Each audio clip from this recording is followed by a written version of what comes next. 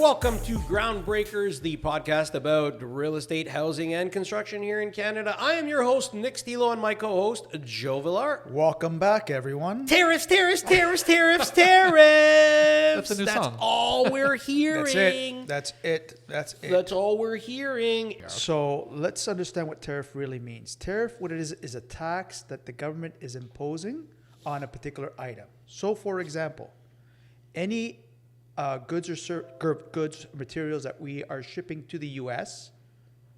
from Canada, the U.S. government is going to impose a tax on those items, and those items will therefore be more expensive to U.S. residents because of this tax. So the government of the U.S.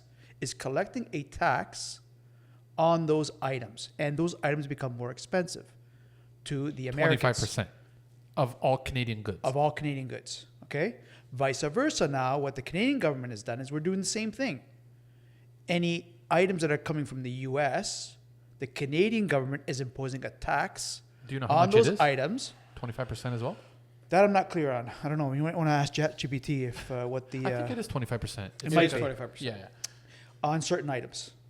And so now Canadians will have to pay 25% more on those items as a result. So the government is collecting this tax as a tariff. And it's just another source of revenue that the government is now collecting. So a tariff means an additional tax on goods and services from other countries. Correct. So it's predominantly equipment, machinery and equipment, minerals and fuels and oils, electrical machinery, plastic and plastic articles, pharmaceuticals and medical equipment, agricultural products, chemicals and related products. This is all the items that are being So it's everything. imported in, which is a lot, imported in from the United States into Canada. And it's already started to affect the construction industry. I've now received 2 letters from trade contractors and suppliers stating that, given the looming tariffs, they're going to be implementing these tariffs on any goods that are coming in from the United States. So when you have a building of 262 residential units and you have, some units have 2 fan coils and most of them have 1, but let's just say for a second here that you have 300 fan coils that are coming in from the United States that are manufactured in the United States, and the fan coils already cost, $700 to $7,500 per unit, and you've got 300 of them, and you're going to tack on another 25% onto that. That number is going to be a huge kick in the gut for construction. And same thing goes for appliances, for example. Maytag, Whirlpool, Frigidaire, all coming from the United States. Mm-hmm. Genair, all coming from the United States. KitchenAid, all coming from the United States. And those it's not have just tariffs? Those have absolutely. Yes, they do. It's machinery, it's equipment. Wow. So now you've got a 5-piece appliance package, 262 times, and every one of those appliances is going to be hit with a 25% tariff. What's that going to do to the price of the construction? It's going to go up. Mm-hmm. And who's going to stomach that? Well, if you're selling condos, then it's going to be passed on to the end user. If you're in the purpose-built rental construction and industry that we're in, we're going to stomach it in the short term, but in the long term, the tenants are going to pay for that because we need to ultimately the end user is going to pay for it. That's right, through the rents. So this is going to make construction prices go higher, sale price and rental prices go higher, and for the real estate industry in Canada, it's going to be devastating. I mean, already 7.5% of Canadian GDP is directly related to the construction industry. That's a huge nut. Huge. That's a huge nut. Huge. That's huge. And so does this also affect your borrowing power? Because you're going to need to get more you're going to borrow more money from the bank, and they may not approve it, right? In order to deal with this increase in tariffs, you will have to borrow more money. Well, right? You can only borrow as much as you've been approved for the project. You're going to have to inject more money into the project if needed. So as an owner, the bank can turn around, the lender will turn around and say, okay, it's going to cost you 25% on all your rebar. It's going to cost you 25% more on all your aluminum framing. It's going to cost you 25% more on all your equipment, 25% more on all your appliances. That number, we're not going to give you more. You're putting it in. Out of your own pocket. That's the way it works. What about if a builder can't do that? Well, then you're SOL, buddy. Yeah. Whoa. So what the government might do is certain things to offset that, i.e. lower interest rates. That's right. So by lowering interest rates now, that helps a developer because now their borrowing costs are lower, which could help offset those tariffs. But again, it all depends on, how much of an impact those tariffs have and how much of a rate reduction the government's willing to do. Are you guys waiting? Okay. So is there any positivity for you guys in these tariffs? Nothing. Zero. Nothing. Zero. Nothing. It affects equipment, machinery, lumber, steel, everything you need to construct the building. It's going to affect housing affordability. It's going to, there's concerns about economic slowdown because of this. It might cause supply chain issues. Yeah, as I said a moment ago, 7.5% of Canada's GDP is construction, which is 7.5% of the Canadian workforce. And if builders are now going to stop building, we always talk about how right now builders aren't building because nobody's buying, nobody's renting right now. Add this to that, and that just compounds the problem even more. It's an economic slowdown. It's an economic slowdown is what it is. Yeah. Now, are we talking recession? 100%. Take construction industry away from Canada, what happens? Yeah. It's a driving force. 100%. And then this will cause project delays and cancellation because escalating costs are, a force for a developer to delay or cancel a project altogether, which will further tighten supply chain. I mean, right now we don't have a problem with supply chain because we have more units than we need. But so when do these? If you're not building, when are you going to feel the pinch, Nick? When are you going to feel the pinch of these tariffs? Don't know. Can't tell you. Everybody's still scratching their head. I've had multiple conversations with multiple trade contractors and cost consultants and even lawyers in the last few days. Nobody knows what to do. Even big guys. Now, I'm not going to mention any big developer names, but even big guys I know are scratching their head. Between the entire think tank that they have working for them, none of them can figure out what they're going to do. Why? What do you mean by that? Because it's so new.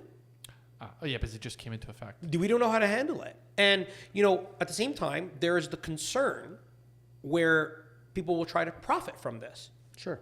Because if you're charged a tariff, 25%, it shouldn't be that you charge a tariff plus your profit. Say, oh, you know what, we got to charge 25%, but now I got to put a profit markup to that. Or if you're buying appliances, and I'm sorry that I'm picking on the appliance industry here, but if you're buying appliances for a building, and you're now going to charge 25% tariff on those appliances, how do I know when those appliances actually cross the border and were charged that? If those appliances are sitting in your warehouse and they've been sitting in there for a year, should those appliances be subject to an implementation of 25% tariff? And I think it is. I heard that in the news. And the problem is that you're going to have people, I'm not saying every company out there, but they're going to take advantage of it. Yeah. And you say, we these appliances need to be increased by 25% because of the tariff. But it's only charged when it crossed the border. So show me when it crossed the border. Show me that you were invoiced for that. Show me that you paid for that. I mean, there can't just be a mentality out there from suppliers and from contractors. And I'm not saying that there is. This is the fear, though, that there could be a mentality where some people that want to take advantage of the situation are just going to start charging a tariff on items they've had sitting on their shelf or in their warehouse for a year. Well, that's not fair. That's not how a tariff should be charged. It's charged when it crosses the border, not because you've had it in your warehouse and now there's this new tariff, so now I can charge it. Do you see the problem? We just Definitely. went. And do you see the confusion? Yeah. We just went through fear? COVID, right? We went through COVID. Sure. And there was a lot of that going on. Sure. Because of COVID. People were using COVID as an excuse to inflate their pricing. And in a lot of cases, it was artificial increase. They were taking advantage of the situation. This could be another example of that. I can see how this is good for the U.S. in the long term, but I can't also see how it's good for them right now. For example, they were talking about, I don't know if it was Honda, maybe it was Honda, was saying that they're going to pull out their manufacturing out of Mexico and bring it into the United States, but that's going to cause the Honda Civic to go up by $12,000.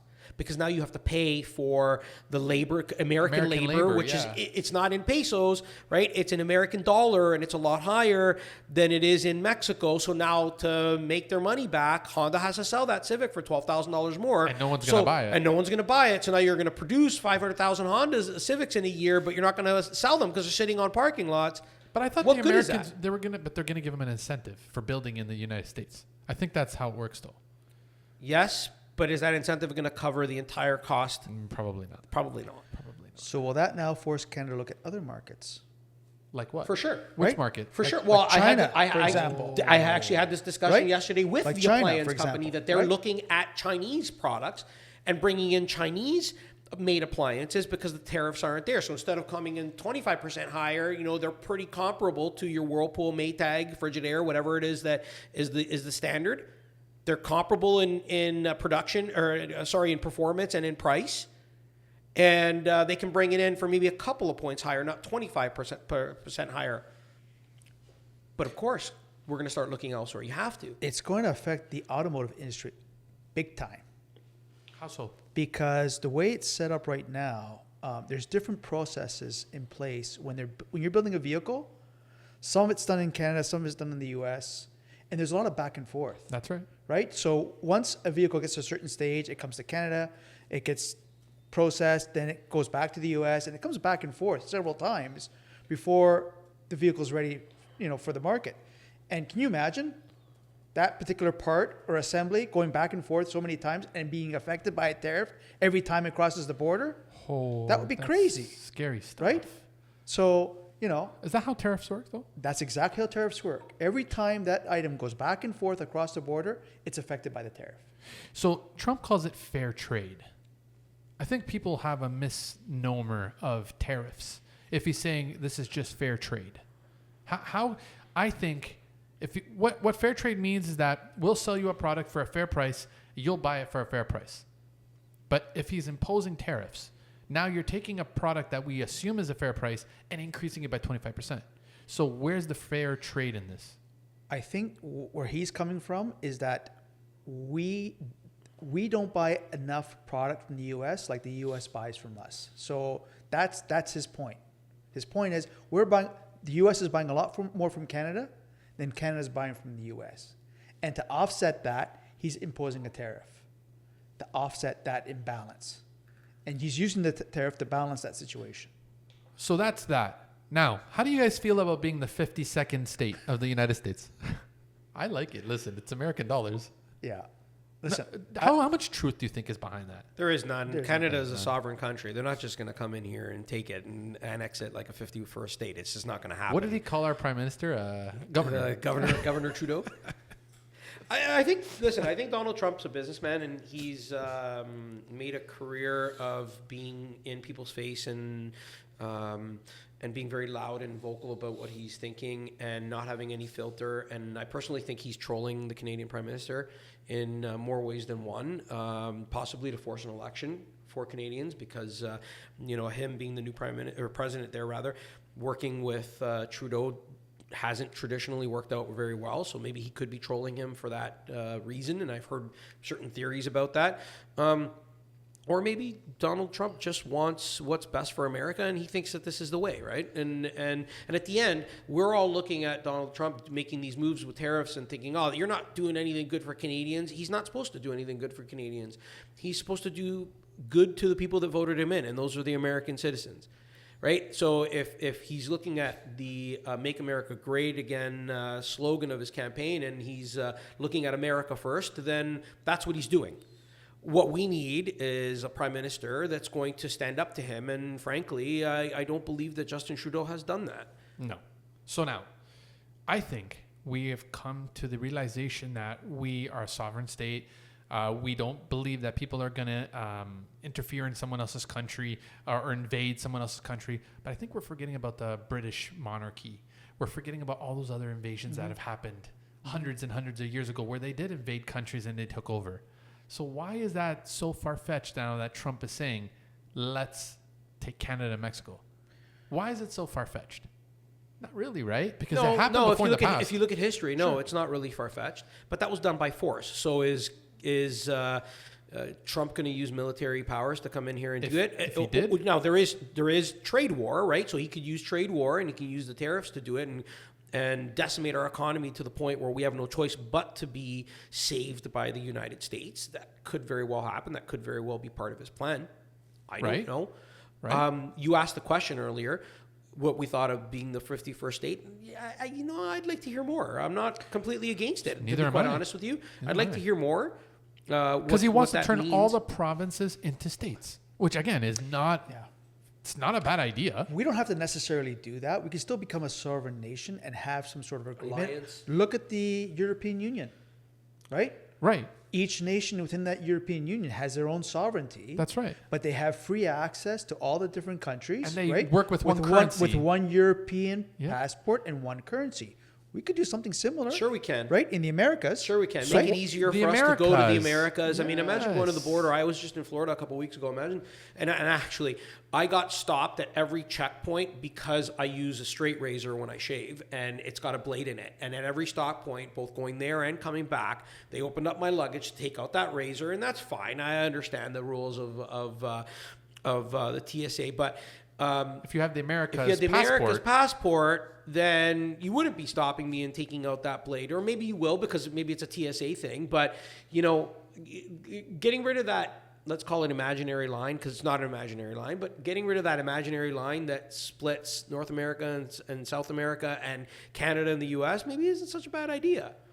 when Trump said that he wanted to go to war with the cartels, that was a first telltale sign to me that he does want to start something in Mexico. He wants to invade the Mexican power, so then the America comes full power in Mexico. These are the subtleties I'm hearing. Yeah. But again, there's nothing wrong with the Americas as its own continent. Right. What, you know what, guys? I think we're onto something. Let's ask ChatGPT if it's a good idea. Nick, as we come to an end of this episode, which I find very interesting, I want to have one more takeaway from both of you guys. Do you agree with tariffs? Yes or no? That's all. No, not at all. Absolutely not. No. It's going to make things hard for everybody, both countries. Yeah. It's going to make things more expensive there. It's going to make things more expensive here. It's Yeah. not going to do us any good. What about inflation? Will it affect inflation? here? Absolutely. It will. Yeah, Absolutely. it's going to have to come down. Absolutely. It will. To combat it, it's the only way. But it's already pretty low. Right? Isn't it below 2%? It's 2%. Yeah. And I have to go lower than that? Yeah. Or else? Who's going to be able to afford to buy things? When was the last time you guys went to the grocery store? I know. Yeah, it's Strawberries crazy. is like $10. I know. It's crazy. And where do the strawberries come from? The U.S. Most of them, yeah. Yeah. Most of them. You only Unless- get a couple months a year here where they're from Ontario. That's right. So a lot of our produce comes to the U.S. I mean, Lettuce. we rely on the U.S. for quite a lot few of lettuce, things. That's right. Well, their population is almost 400 million. We're 40 million, 30, 41 yeah, or whatever. 41. No, So- we're at 41. So Texas is bigger than us. Yeah, California's bigger than California's us. bigger than us. Okay. Yeah. And that's it for today's episode of Groundbreakers podcast. Find us on the web and on social at oneurban.ca, info@oneurban.ca. Until next time, where dreams are built and bricks are laid. Until next plot twist, happy building. See you next time.